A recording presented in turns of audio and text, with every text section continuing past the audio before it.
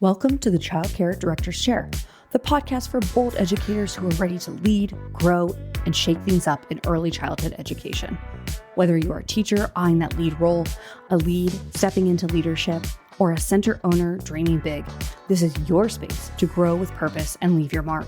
Hosted by heart-centered leadership coach Erica Sacoccio, each episode brings you real talk, actionable tools, and a contagious laugh or two, all designed to help you step into your next level with confidence. So pour your coffee, pop in those earbuds, and take your seat, because your leadership journey starts right now in the Child Care Director's Chair.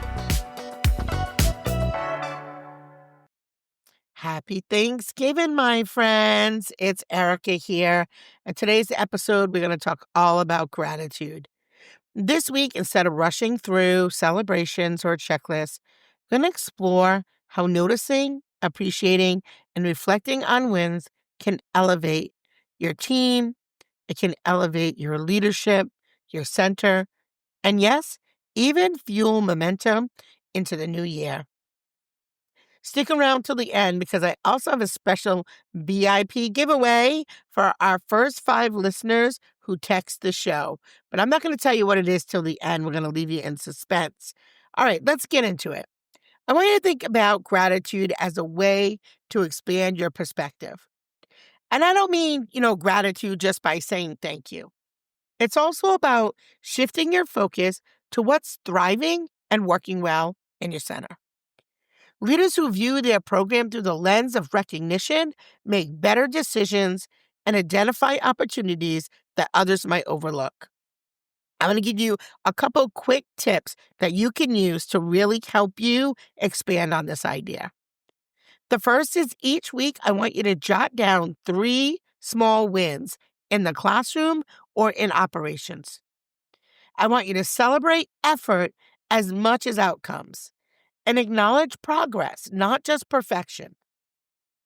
I want you to rotate your attention and focus on different classrooms or different teams, and notice strengths across the center. Now, I'm going to say what I have seen from leaders that I have worked with. There's 2 types of leaders when I'm talking about focused on your teams. You have the one director that maybe uses all their energy and they spend most of their time in their A-player classrooms, right? The ones that they know have their back. If they ask them to stay late, they will. The room is always clean, organized. The parents are happy, all those things, right? But do you think possibly they might be A players because of all the love, attention, and focus you give them? Or there's the other side of that.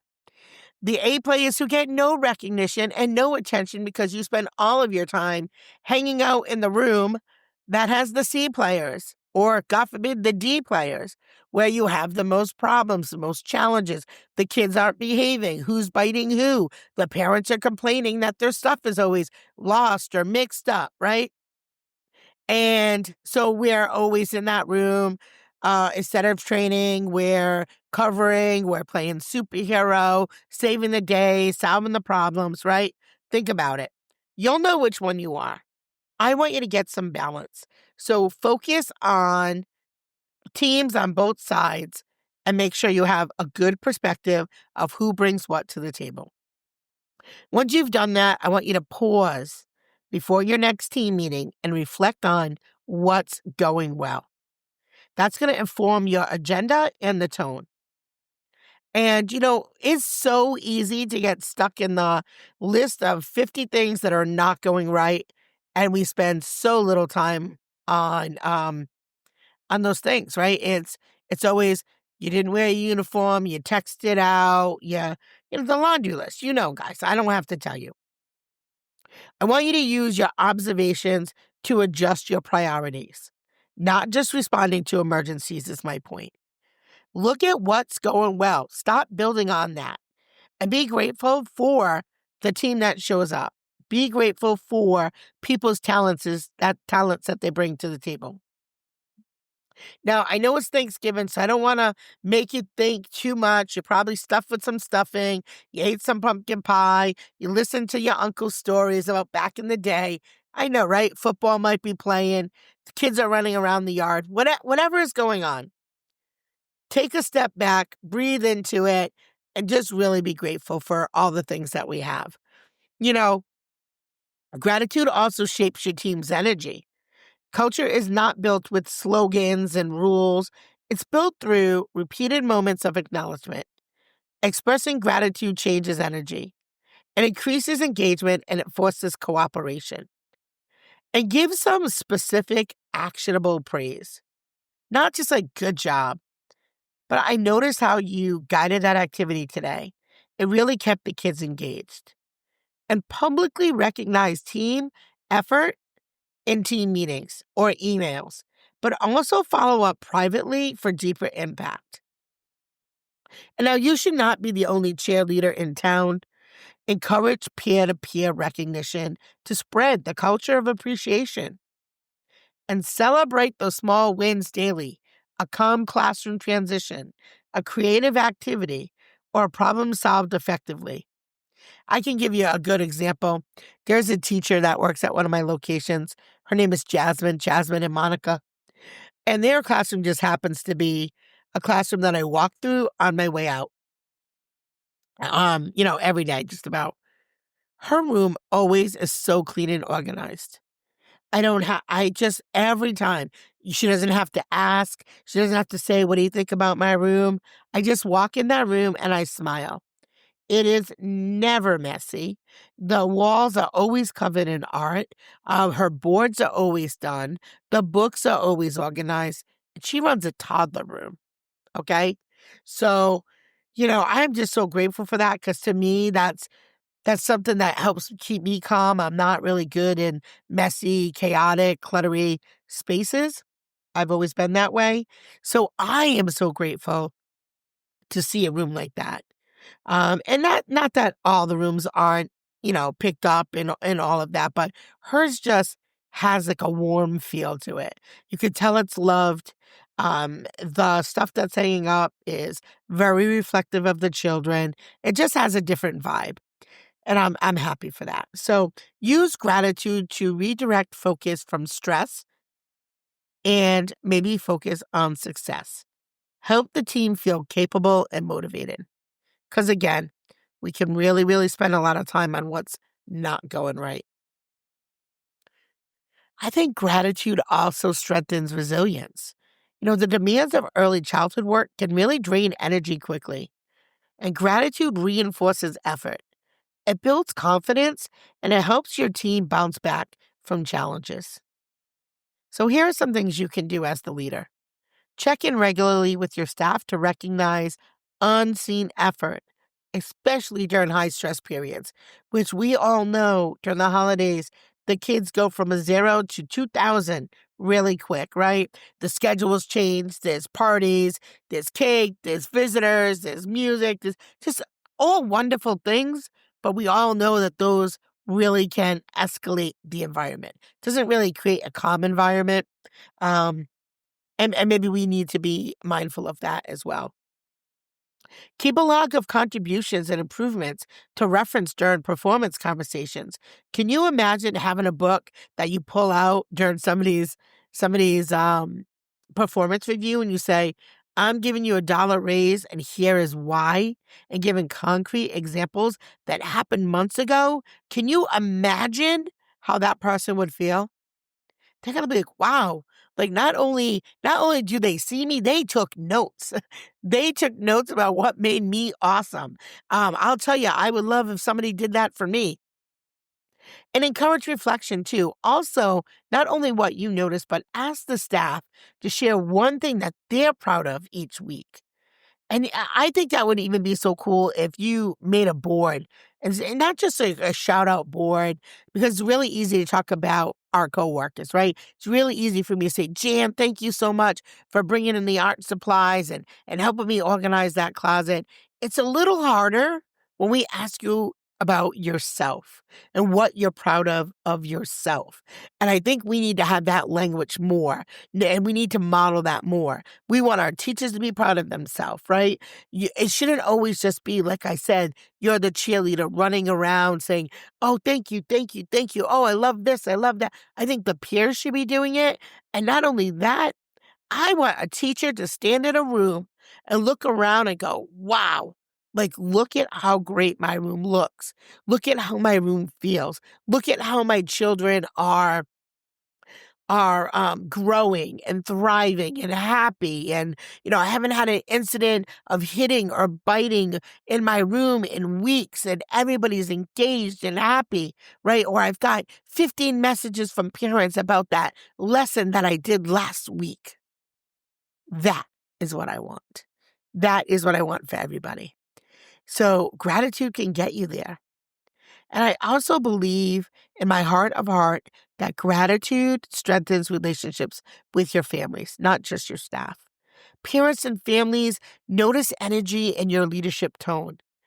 And when they feel appreciated, relationships deepen and collaboration improves.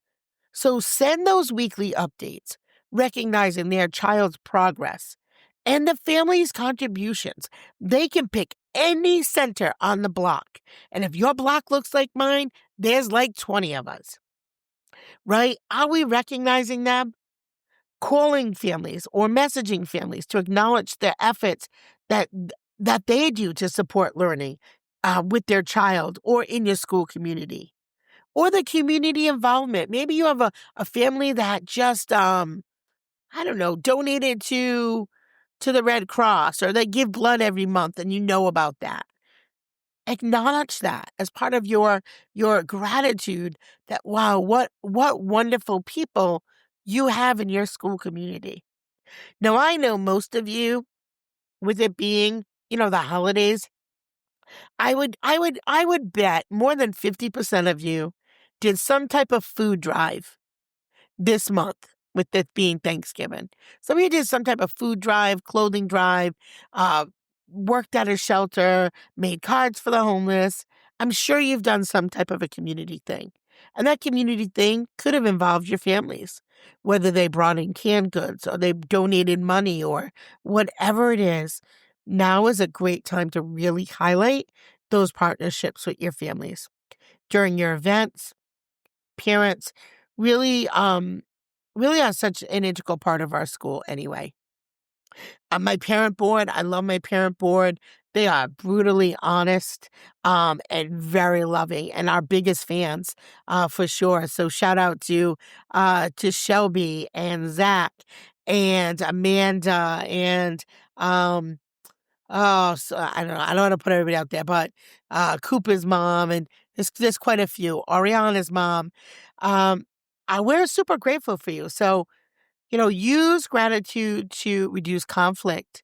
A simple acknowledgement of effort or intent changes the tone dramatically. So don't have this huge, huge event that people helped you with, and you're not acknowledging it publicly and privately, and all the ways in between. And lastly, I would say gratitude really prepares you for a new year, because reflection fueled by gratitude helps leaders identify strengths, opportunities, and priorities for the upcoming year. It's that bridge between closing one year and planning for the next. So here are a few things you can do right now, this November, to get ready for December. Conduct a reflection session with your leadership or staff. List all your wins and the lessons you learned this year. Note what systems worked, what routines and processes were effective, and what should continue. And recognize contributions that deserve to be extended into the new year. And identify areas for improvement with the lens of opportunity rather than criticism. Set your January priorities based on these reflections to start your new year intentionally. Last year, I noticed a teacher who quietly implemented a routine that improved classroom engagement. Instead of assuming that it went unnoticed, I paused, I acknowledged her effort in a staff meeting and celebrated the change. And that moment honestly boosted morale for the whole team and inspired creativity. It reminded the whole team that leadership sees effort and initiative, not just outcomes. All right, I hope you are ready. Grab your cell phone. Here it is. Because it's Thanksgiving week, I'm giving away 5 free VIP tickets to the 2026 Early Education Empowerment Conference, which will be held on May 7th, 8th, and 9th in Rhode Island at the Crowne Plaza. The first 5 listeners who text the show with this very specific information, your name, first and last, your mailing address, your email, and your phone number. I need you to text all of that to the show. It could be your school's address, an email, that's fine too. But wherever you want me to send all your registration materials. Included in the VIP ticket, you have the chance to pick from 30 presenters from all over the country who are flying into Rhode Island for our national conference. You'll have access to the full exhibitor hall. You'll get to be a guest on our show at our live podcast recording with me. We have a book signing area and a meet and greet with the authors, speed networking. Also, we have mini TED Talk style presentations with 5 speakers in 1 hour on the main stage. So many things going on at this conference. You can visit the website, check it out. I will put it in the link below. But right now, pause the episode. Text me. Claim your free ticket. I only have 5. Oh, and the other thing, if you're able to come down on that Thursday, you'll be able to go to a special VIP dinner with me and several of the speakers and some of the ladies from our Trailblazer coaching program. So again, this is only for the first 5 messages that I get through the text the show. It has to go through Buzzsprout or Apple. Right on the top, through podcast, text the show, that information. So, in closing, gratitude is not just a holiday sentiment. It's a leadership strategy. It enhances culture, it builds resilience, and it strengthens family connections. It sets the stage for a successful new year. Take a moment today to reflect, acknowledge, and celebrate the people. So sorry about that. In your wins. And again, don't forget to text me. See you later. And as always, from my heart to yours, happy Thanksgiving. That's a wrap for this episode of the Child Care Director's Chair, where we believe leaders aren't born, they're grown. If something sparked for you today, share it, shout it out, or pass it along to the next bold changemaker in childcare. Don't forget to subscribe, leave a review, and stay connected with Erica Sacosio for more real talk leadership tools and a whole lot of inspiration. Until next time, lead with heart, grow with fire, and always remember, the chair is yours. Now own it.